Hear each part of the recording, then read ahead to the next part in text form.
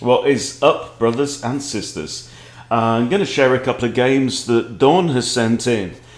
Don is a Chess Bootcamp Live member. He's been following Chess Bootcamp YouTube channel for a while. We've done a few one-to-one lessons as well. Don joined chess.com in, it looks like February of this year, joined Chess Bootcamp Live in May, and no, that's not February, that's like June, and he's shot up from 500 pretty quickly to 850.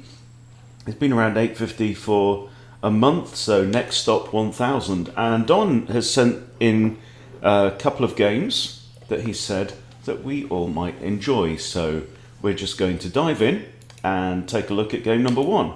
All right, so in game number one, we have the white pieces and we are going London style. All right, now, London system for beginners. Yes, you know, look, I played the London from like 1000 to 1200.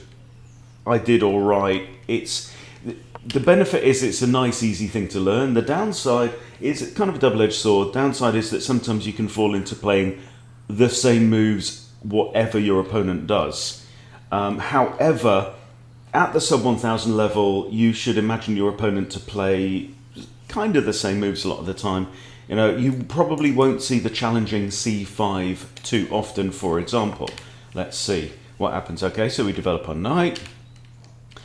Knight now pivots around. So this is already inaccurate from black, because what black is doing here is moving a developed piece a second time. And quite honestly, can you argue for that? You know, is there a really meaningful justification? Because, okay, look, we could just move our bishop here, right? Or we could just move our bishop here. And London players will know this. Anytime this bishop comes here, you very often will drop your bishop back to g3. If they take, you recapture with your h-pawn, and you open up the h-file for your rook. So Don could just drop his bishop back here, or he could do nothing at all, and something like queen d2. Then if the knight wants to trade itself off, queen recaptures, and look, lo and behold, we've got two pieces out on the board and black doesn't have any. So there are options. Let's see what Don... Okay, so Don defends with the pawn. I've got the eval bar on here. It doesn't like it that much because if takes, takes. However, I have seen this before, right? I think Magnus has played this version in when he's got the bishop tension going on. Just defends with a pawn anyway. Allows the bishop to take, and then takes outwards, away from the centre, with the e-pawn, but you're then opening up the e-file. So black takes, and we recapture. Fascinating stuff. And we're only 10 seconds in, 11 seconds and 18 seconds into the game. This is an interesting position already. Not the kind of position I would expect to see, sub 1000, but hey-ho. So here, I mean, for me, so one of the things that we're working on, and this is actually something that came out of our most recent one-to-one lesson, is this idea of reading the whole board on every move. And this is something I'm going to be developing in my videos soon, because it's really weird, but when you, like, we're all used to reading the board from time to time, but we don't do it all the time. You know, when you get a puzzle and you're like, okay, and you assess all of your resources and all of your material and all of the lines and the strong squares and the weak squares and this, that and the other, very often what you'll find is that when you do that, the solution kind of reveals itself because you've done a holistic reading of the board, okay? So here, we're on move 5. We have a semi-open e-file, right? So you just simply state all the facts. Semi-open e-file. Black has 0 development. We've got 2 pawns up. We've got a knight developed. I'm going to kill that bloody cockerel. Okay. I think white short castling here makes sense. Long castling maybe less so, because we do have a blocked off d-file. Developing the knight would make sense here. I think bishop d3 would make sense here. All right, so black now plays e6. And I disapprove of this a little bit because he's blocking off this bishop. And for what reason? This pawn was already defended by the queen. I just feel like he would have been better developing the pieces rather than pushing more pawns. Okay, bishop d3, I like that. Oh, and no. That's just another pawn push. And why? I mean, why? Should this knight move, right? Now we've got queen h5 check, which would probably force, almost certainly force, another pawn push. So not great. Now here, I would probably think about just developing my final minor piece. Yep, there we go. And black develops a knight. Black's now still way behind in development. So, your opponent's behind in development, you are ahead. We want to get the king castled and we just want to break through to the centre, I think is the general idea here. You don't want to be moving another... I think probably just queen here or there makes sense. Okay, Don castles. Fair enough. Black now attacks this undefended pawn. Now, queen d2 defends. g3... Before you move g3, you have to scan the board and look for light squared bishop, right? Can this light squared bishop penetrate and get in here relatively easily? Well, yes, it can. You know, if e5 is pushed, yeah, it means we get to trade off our bonus extra f pawn. Yeah, I don't know about this move. I don't know. I don't think I'd have the guts to. I think I'd play queen d2. Okay, queen d2, good. Knight comes in now, attacking this bishop. I don't think I would try and save the bishop. I think my next move would be one of these rooks coming to e1. This pawn's defended by the knight. You can have if you want to trade your developed piece for, you know, which has already moved once, twice. You want to move it 3 times to take the bishop, which, by the way, has only made 1 move. Be my guest, I think.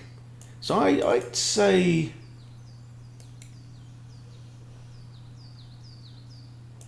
Yeah, I don't know about a3. a3 is not... I mean, it takes its square away from the bishop in future, but I think probably centralise a rook. Oh, okay. Right. Well, we did have a square, so... And now the knight's looking maybe a little bit overextended. So now maybe a3, kick it. Yeah, there we go. Knight retreats. And what really has black gained from that little outing? Not a lot. Okay, now knight in. Now attacking this bishop, which cannot proceed here, or here, or here. So if it's going to save itself, it has to retreat also. Black decides to kick. And yeah, obviously, we take the bishop here. Right.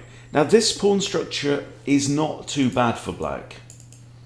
Black can still castle here and actually has a bit of a central majority, whereas we have captured away from the centre. So, with that in mind, how do we read the situation? My feeling is... I don't know if we might push c3 at some point. My feeling is somehow we want to use the queen and the bishop and we want to use this diagonal, anticipating that black is going to castle short, which he almost certainly is.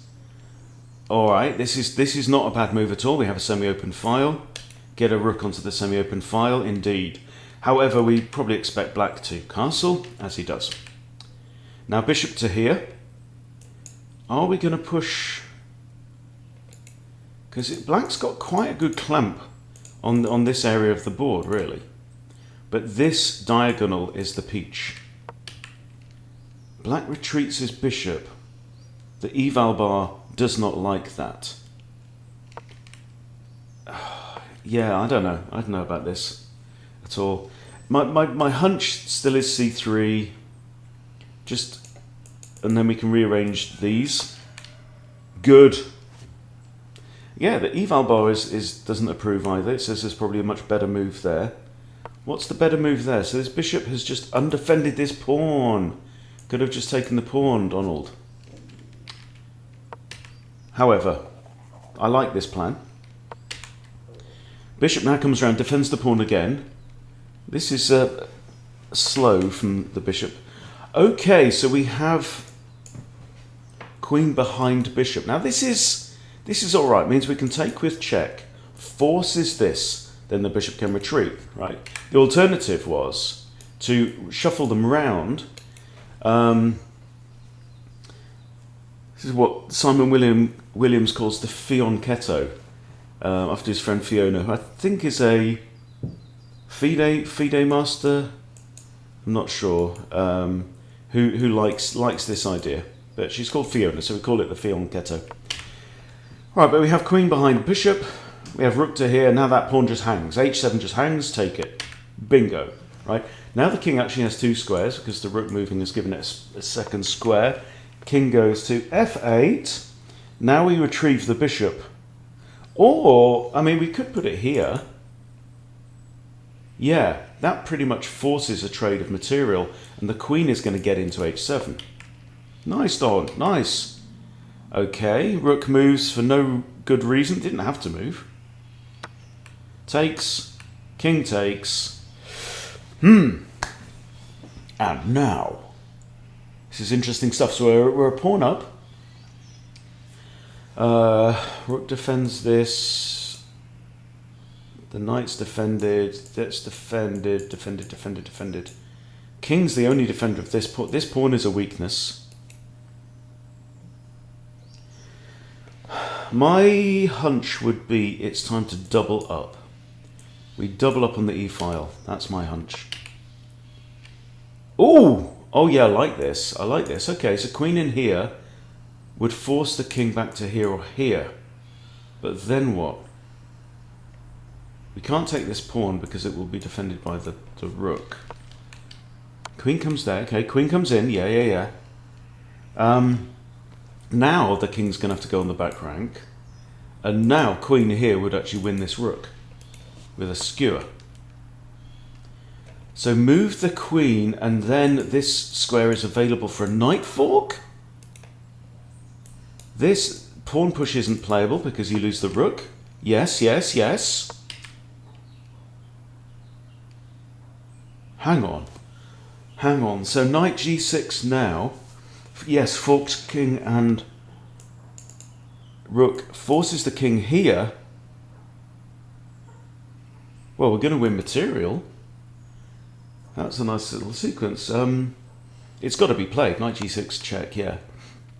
King f7 is forced.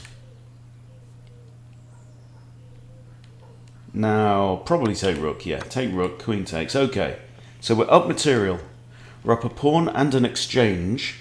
Now, I think f5. f5 is great because this pawn's pinned, cannot take. Otherwise the queen falls, right? And then we also have queen g6 check options. We might also throw this pawn up the board. Immediate check. Okay, forces the king back onto the back rank. Oh no, so the king has to go to g8. Has to go there, or else you have queen h8 winning the rook. Good. And yeah, now the f5. Like it. What do we do? Do we take... If we take... So the whole point of the knight here is he's intending to recapture with a knight, but that will then pin the knight. And then, look, we have f4, f5. This is a good use of our redundant pawn. Okay, you're going straight for the doubling up. Okay, double up. Oh, no! Going for the kill. Knight here, okay. We take... No, first rook here, isn't it? Got to be careful of back rank stuff. Yeah, rook e1. Oh, Don is reading my mind, or I'm reading his. Okay, he pushes. Now, you do have queen h7, but this just forces the king here. We don't really gain much there. I think we're going to have to bust things open, or even... Is g4 an idea? Takes, d takes... And black actually has quite a good pawn structure still. What is Don thinking here? Rook 1 to e3. He wants to come around here, check him, goes here, check him again. He goes here, rook here. I think that's what he's thinking. That's too slow, black. Yes, you didn't see what Don was up to. Don is sneakier than that. Okay, now what? Now the threat is queen h7. Okay, queen h7 forces this, then queen takes, pawn, forces this. And what's the continuation? So queen's on here, king's on here.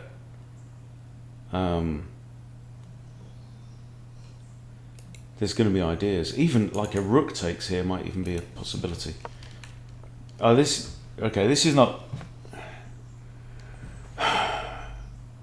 You can just nab the pawn, actually. You can nab the pawn. It's defended plenty. Okay, but Don goes for the throat now. Okay, so next move is forced. It has to be king f8. Now, is it queen takes g7 or rook takes g7? The eval bar is saying there's a forced mate in 12. Thanks, Fish. That was great. Queen takes or rook takes? Rook takes, we still have queen here ideas. Rook takes, yes, I thought it would be. Okay. Now he's threatening to promote with checkmate. So, we can't allow the queen g8. Oh. I mean, that is showing off. Struiko. That is, I mean, beautiful. So basically the king had to run away here because we just have mate in 1. Beautiful, beautiful. And that is some nice attack. We are growing an army. We are building an army of serious assault ninjas here. Okay, let's have a look at Don's second game that he sent in. Okay, so here we've got the black pieces, so I'll flip the board. I'm going to switch the eval off as well. We're just going to enjoy this one. All right, so let's go. The Van Croix. E3, E5. Odd one. What is this? Pushes. Okay, so here we're going into a kind of a weird, like, reversed French advanced thing. So here I would play c4 as white. Pretty sure. You want to avoid this because black's just staked a claim.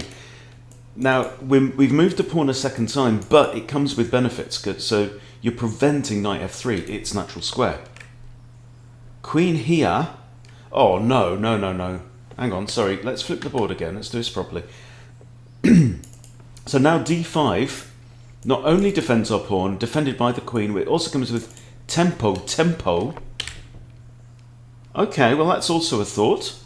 Okay, also comes with tempo, hits the queen. Boys and girls, we do not throw our queen out into the board where she can be harassed.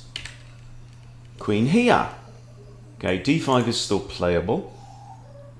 You don't want to play this move. It just gets in everyone's way. Okay, well he did. Now to here. You can just castle, throw in a check, but this just walks into c3. And what's been gained? c3. Oh, okay. Okay, I like it. So what he's done is he's got his bishop out of the way of this pawn, which was in the way of this discovery. And he's thrown in a cheeky old checky. But my issue now is white can just put the queen here, out of line of the bishop, attacking g7, and he's also attacking this. And what do? I mean, you can castle to save this pawn, but you end up losing the bishop, so... White doesn't see this, so now we've got 2 attackers on the bishop. Okay, now, the queen is attacking the bishop. Let's think this through. Oh, and it comes with check. Unpleasant. Because the thing is also the bishop is attacked twice. Now we can block the check. Don blocks the check, but surely pawn takes bishop. Alright, now. This is scrappy stuff. And by the way, it all came back down to this move. This move wasn't necessary. I think I would have played d5 at this point, really solidify the centre, right? In fact, even d5 at this point, but... okay, this is a decent move. Okay, this one... yeah.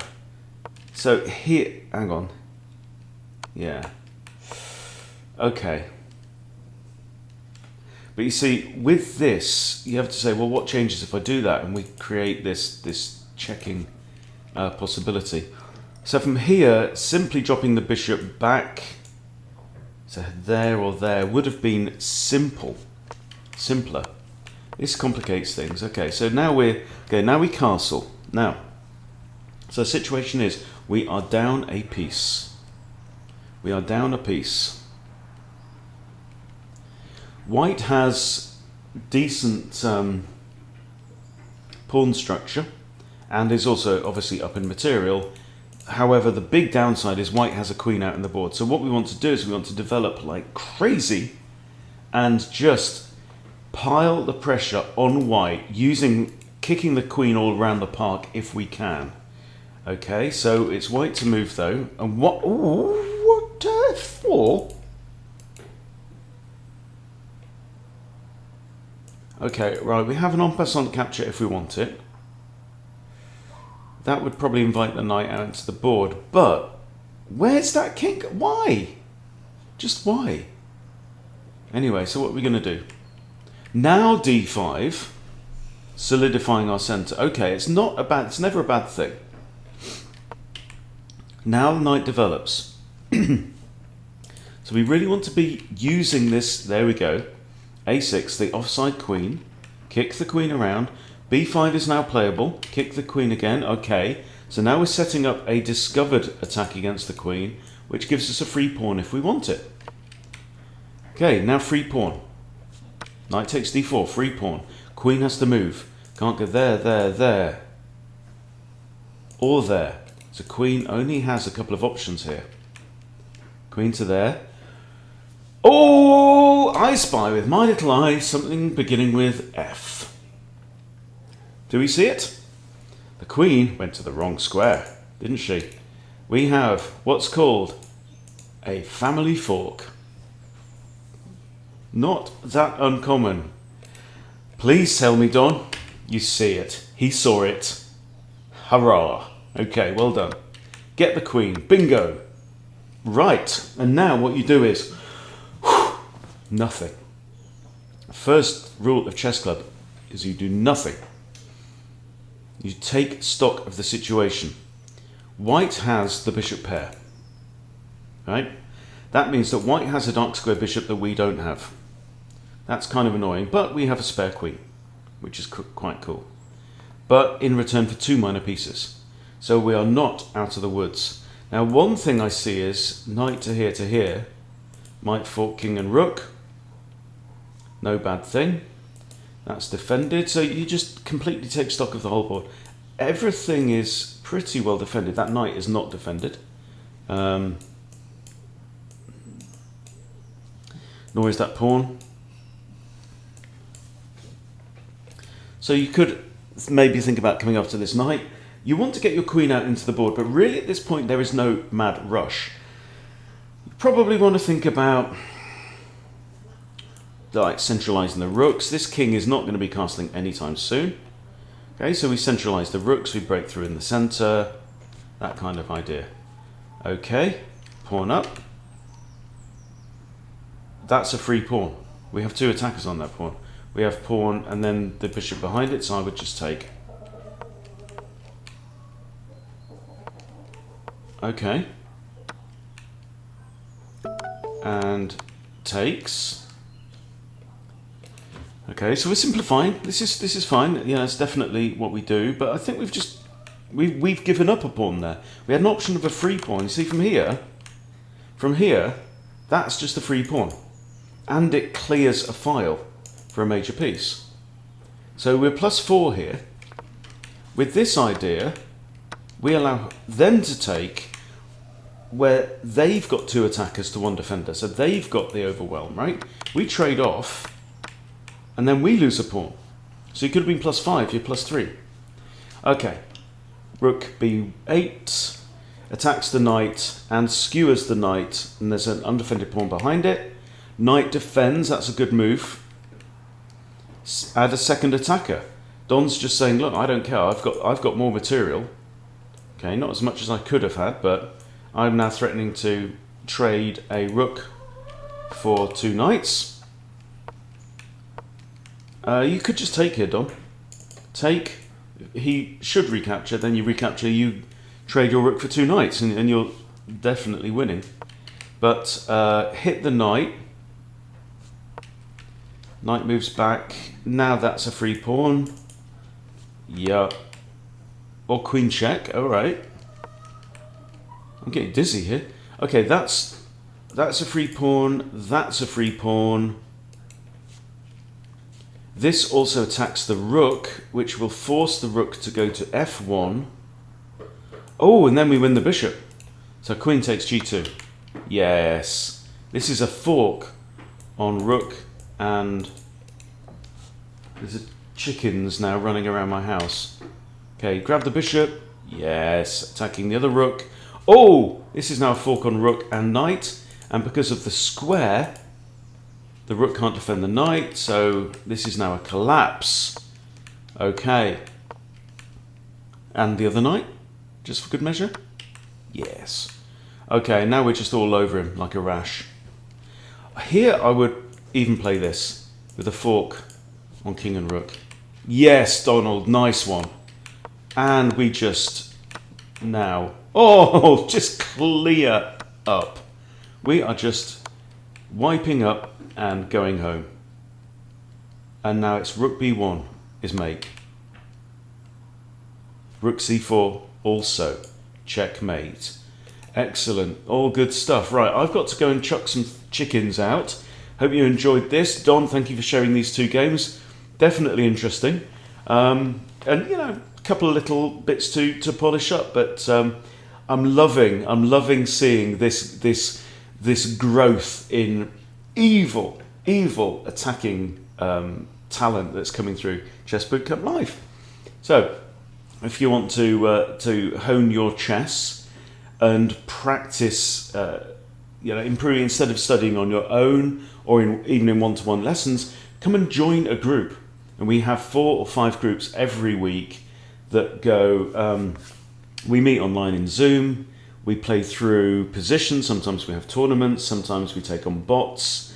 My next session later on today, we are going through a members game and analysing in detail a members game, which is actually in the King's Gambit.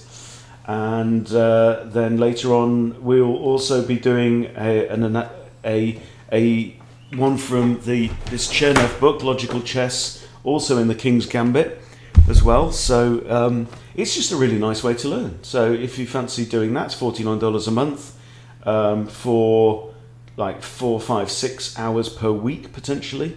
All the sessions are recorded, so you can catch up later if you want as well. So if like Don, you like that kind of idea of training with other players, then come along and join us. Right, thanks for watching, everyone. See you soon.